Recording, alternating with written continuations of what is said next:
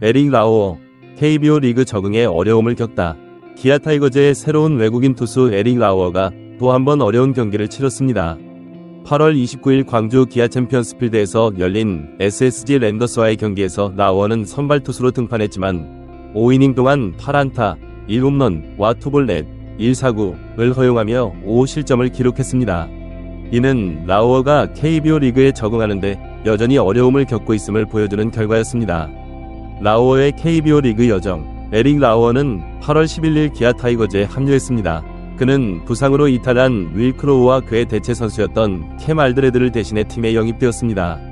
라오어의 KBO 리그 데뷔전은 삼성 라이온즈를 상대로 이루어졌는데 이 경기에서 그는 3과 3분의 1이닝 동안 7안타, 2홈런과 원볼넷, 1사구를 허용하며 4실점을 기록했습니다. 이 결과는 많은 이들에게 KBO 리그를 처음 경험하는 외국인 투수의 일반적인 적응 과정으로 여겨졌습니다. 그의 두 번째 등판은 LG 트윈스를 상대로 이루어졌습니다. 이 경기에서 라오어는 상당한 개선을 보여주었습니다.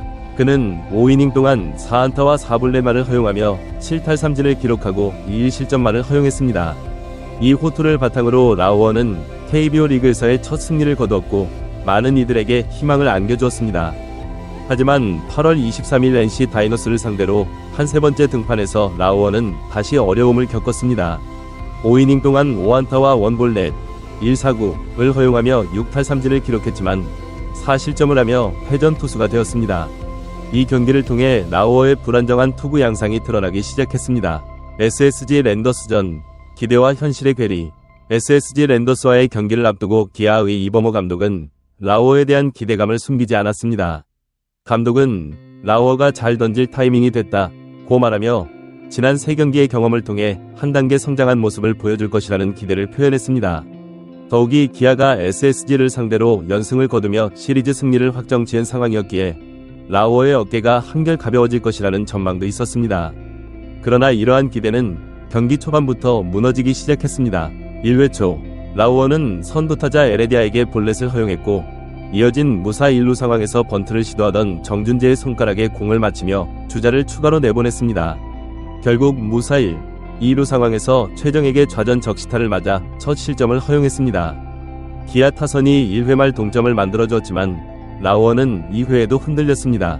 2사 후 김성현, 오태곤, 에레디아에게 연속 안타를 허용하며 2실점을 추가했습니다.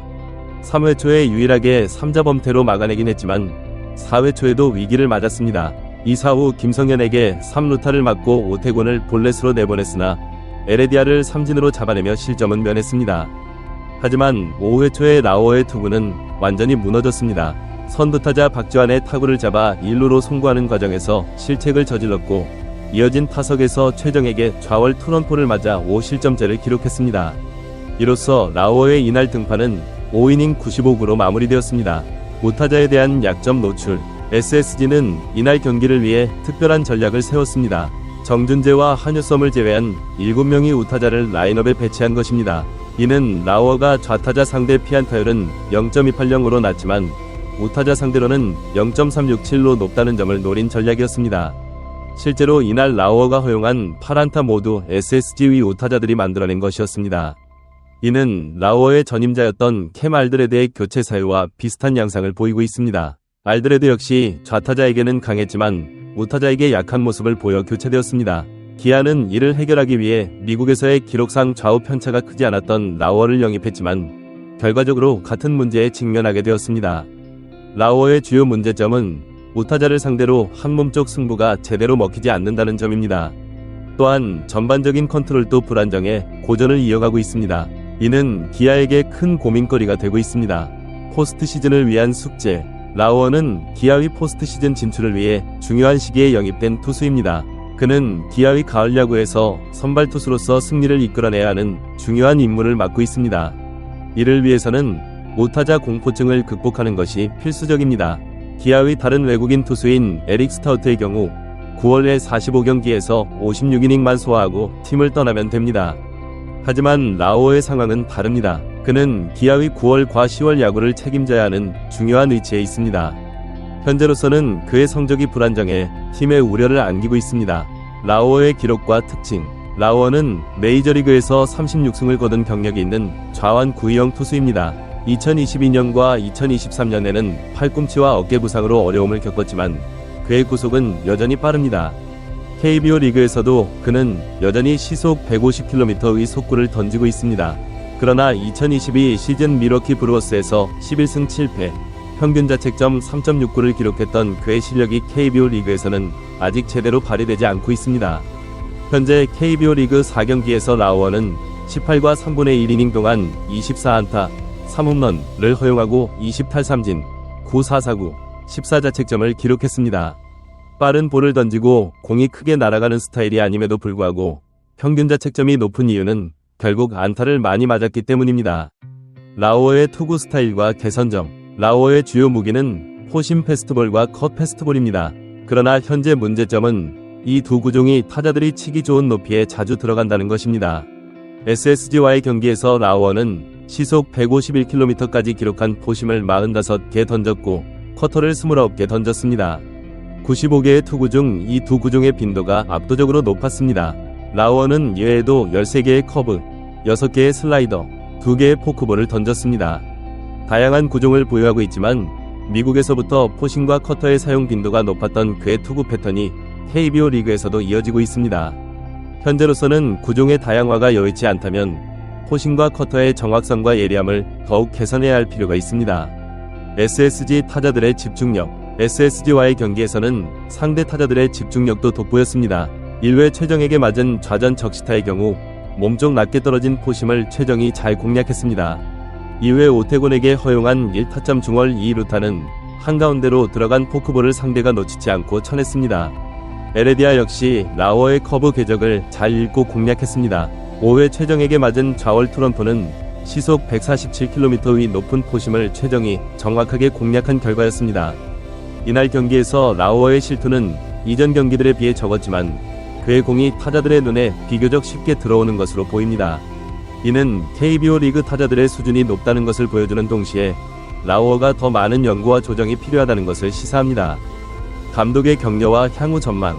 이범호 감독은 경기 후 라오어의 투구에 큰 문제가 없다고 평가하며 그를 격려했습니다. 그러나 9월 한 달 동안 라오어가 어떻게 기아의 1위 확정을 이끌고 포스트 시즌을 준비하느냐가 중요한 과제로 남아 있습니다. 특히 한국 시리즈에서 최소 1경기를 책임져야 하는 상황에서 현재 라오어의 불안정한 투구는 기아 구단과 팬들에게 큰 고민거리가 되고 있습니다. 결론. 에릭 라오어의 KBO 리그 적응기는 여전히 진행 중입니다. 메이저리그에서의 경험과 뛰어난 구속에도 불구하고 새로운 환경과 타자들에 대한 적응에 어려움을 겪고 있습니다. 특히 우타자를 상대로 한 약점이 두드러지고 있어 이를 극복하는 것이 그의 가장 큰 과제가 될 것으로 보입니다. 라오어의 성공적인 적응은 기아 타이거즈의 포스트 시즌 성적과 직결됩니다. 따라서 구단과 코칭 스태프 그리고 라오어 본인 모두가 이 문제를 해결하기 위해 노력해야 할 것입니다. 다음은 라오어와 기아가 고려해볼 만한 몇 가지 전략입니다. 투구 메커니즘 조정. 라오어의 투구 폼과 릴리스 포인트를 세밀하게 분석하여 우타자를 상대로 할 때 더 효과적인 각도와 타이밍을 찾아내야 합니다. 특히 몸쪽 승부 시 공의 움직임을 개선하는 데 초점을 맞춰야 합니다. 구종 다양화. 현재 포심과 커터에 크게 의존하고 있는 라오어의 투구 패턴을 다양화할 필요가 있습니다. 슬라이더, 체인지업, 커브 등의 변화구 사용 빈도를 높이고 이들 구종의 정확성을 개선하여 타자들의 타이밍을 뺏는 전략이 필요합니다. 데이터 분석 활용. KBO 리그 우타자들의 타격 패턴, 약점 등을 철저히 분석하여 이에 맞는 맞춤형 전략을 수립해야 합니다. 각 타자별로 효과적인 구종과 코스를 파악하고 이를 실전에 적용하는 것이 중요합니다. 심리적 안정. 우타자 공포증을 극복하기 위해서는 심리적인 안정도 중요합니다. 멘탈 코치와의 상담이나 긍정적인 마인드 훈련을 통해 자신감을 회복하는 것이 필요할 수 있습니다. 체력 관리. 시즌 후반으로 갈수록 체력 관리가 중요해집니다. 특히 포스트 시즌을 앞두고 있는 만큼 라오어의 체력을 최상의 상태로 유지하는 것이 필수적입니다. 한국 문화와 환경 적응. 경기장 밖에서의 적응도 중요합니다. 한국 문화와 음식, 생활 리듬에 빨리 적응할수록 경기장에서의 퍼포먼스도 향상될 수 있습니다. 팀워크 강화. 포수와의 호흡, 내야진과의 수비 호흡 등 팀워크를 강화하여 더욱 안정된 투구를 할 수 있는 환경을 만들어야 합니다. 라오어의 KBO 리그 적응은 단기간에 이루어질 수 있는 과제가 아닙니다. 그러나 그의 잠재력과 기아 구단의 지원, 그리고 꾸준한 노력이 결합된다면 충분히 극복 가능한 과제일 것입니다. KBO 리그의 특성상 외국인 선수들의 빠른 적응과 성과가 팀의 성적에 큰 영향을 미치는 만큼 라우어의 성공적인 적응은 기아의 2024 시즌 후반기와 포스트 시즌 성적을 좌우할 핵심 요소가 될 것입니다. 더불어 KBO 리그 팬들의 관점에서도 라우어의 성장 과정은 흥미로운 관전 포인트가 될 것입니다. 메이저리그에서 검증된 선수가 새로운 환경에 적응해가는 과정, 그리고 그 과정에서 보여주는 투지와 노력은 많은 팬들에게 감동과 재미를 선사할 수 있습니다. 라우어의 KBO 리그 적응기는 단순히 한 선수의 이야기를 넘어 프로스포츠에서의 도전과 극복, 그리고 성장의 서사를 보여주는 좋은 예가 될 수 있습니다. 앞으로 그가 어떻게 이 도전을 극복하고 기아의 에이스로 자리매김할 수 있을지 그의 향후 행보에 많은 이들의 관심이 쏠리고 있습니다. 최근 KBO 리그에서 외국인 투수들의 역할이 더욱 중요해지고 있는 추세입니다. 많은 팀들이 외국인 투수에게 에이스의 역할을 기대하고 있으며 이는 팀의 성적과 직결되는 경우가 많습니다. 이러한 맥락에서 라우어의 성공적인 적응은 기아 타이거즈에게 매우 중요한 과제입니다. 또한 라우어의 사례는 KBO 리그의 경쟁력과 수준을 보여주는 지표가 될 수도 있습니다. 메이저리그에서 성공한 선수가 KBO 리그에서 겪는 어려움은 한국 프로야구의 높은 수준을 반증하는 것이기도 합니다. 이는 KBO 리그의 국제적 위상을 높이는 데에도 긍정적인 영향을 미칠 수 있습니다.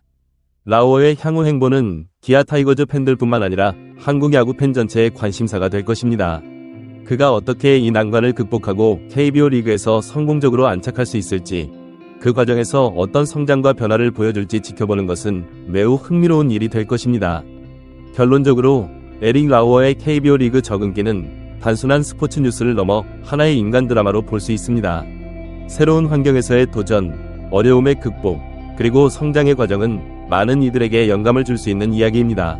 앞으로 라우어가 보여줄 활약에 대한 기대와 함께 그의 성공을 응원하는 많은 팬들의 마음이 함께할 것입니다.